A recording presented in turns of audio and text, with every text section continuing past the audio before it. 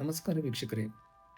ಆಗಾಗ್ಗೆ ಅಗ್ನಿ ಅವಘಡಗಳು ಸಂಭವಿಸ್ತಾ ಇರ್ತವೆ.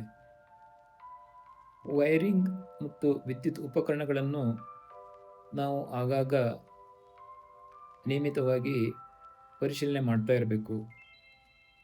ಮನೆ, ಕಚೇರಿ ಮತ್ತು ಕಾರ್ಖಾನೆಗಳಲ್ಲಿ ಫೈರ್ ಎಕ್ಸ್ಟಿಂಗ್ವಿಷರ್ಗಳನ್ನು ಬಳಕೆಯಲ್ಲಿಡಬೇಕು.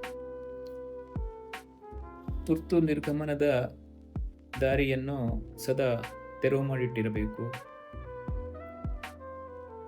ಮಕ್ಕಳನ್ನು ಲೈಟರ್ ಮತ್ತು ಮಾಚಿಸ್ಗಳಿಂದ ದೂರವಿಡಬೇಕು. ಸುಲಭವಾಗಿ ಹೊತ್ತಿ ಉರಿಯುವ ವಸ್ತುಗಳನ್ನು ಗ್ಯಾಸ್ ಸ್ಟೋವ್ ಮತ್ತು ವಿದ್ಯುತ್ ಉಪಕರಣಗಳಿಂದ ದೂರವಿಡಬೇಕು.